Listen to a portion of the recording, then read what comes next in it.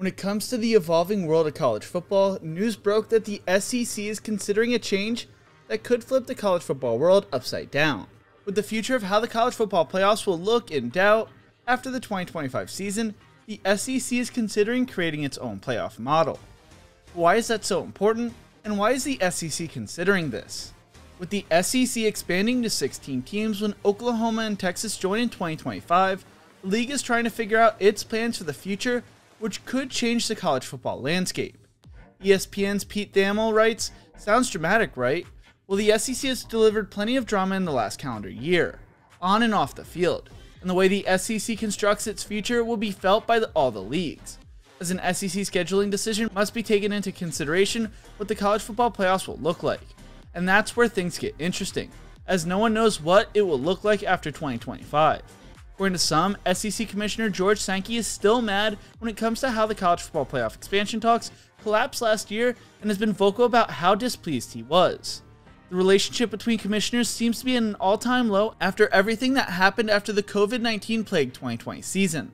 The COVID-19 season also cost schools important revenue that they may be looking to try to get back, and one idea the SEC is considering is running its own playoffs. This would possibly look like an 8-team playoff where the league would run and profit off its own intra-SEC postseason. Florida Athletic Director Scott Strickland told ESPN, "We have an incredibly strong league, one that will be even stronger once Oklahoma and Texas join. The focus should be on how we are as a league, use that strength to further position the SEC as we face new realities." Commissioner Sankey has encouraged our athletic directors to think creatively, and an SEC-only playoff is a different idea that we should absolutely consider as an option. According to Thamel, Sankey is calculating, and he's made it abundantly clear he wasn't pleased there was a lot of time, sweat, equity, and outreach to other leagues that were wasted when talks of expanding the playoffs to 12 collapsed. In Sankey's view, there was a significant sacrifice that may not come around next time there are talks. The SEC had 2 teams face off for the College Football Playoff Championship last year and won 12 of the last 16 national titles. The SEC's 5 different title-winning programs over that span, Alabama, Auburn, LSU, Florida, and Georgia, are more than the rest of the sport's other 3 winners, Clemson with 2, Florida State, and Ohio State. It's not lost on Sankey where the leverage lies. The league may also consider changing its scheduling model when Texas and Oklahoma join the conference, ranking anywhere from a 1-7 model to a 3-6 model to even a pod system. These decisions are tricky because the SEC does not know what the college football playoffs may look like as of now. Thamel theorizes the model would look like an 8-team, 7-game format that would unfold over a month. He writes perhaps there are 4 divisions and one has a division winner, and then there are 4 wildcards. Again, part of the reason this is a macro thinking is happening is the league structure will inherently be designed around a postseason model.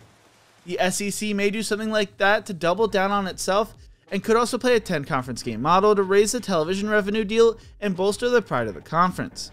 Thamel writes, there'd be a significant change. The intra-SEC playoff could essentially move the SEC title game to the New Year's Day neighborhood.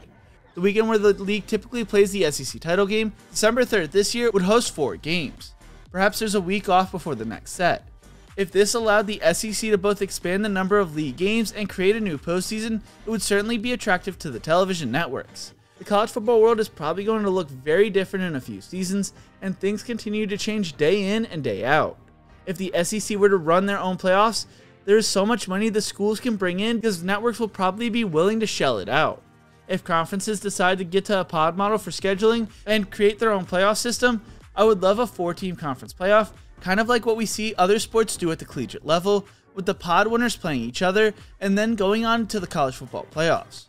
Who knows whether something like that is possible, and with that I am not saying expand the season. This could be a nothing story, but it could also be a something story warning of the future of college football as a whole. But what do you think? Should the SEC move to its own playoff model? Let me know in the comment section below. If you enjoyed this video, make sure to leave a like, subscribe for more daily college football content, and check out one of my other videos the algorithm knows you will love right here. Thank you so much for watching, and as always, remember to embrace the grind.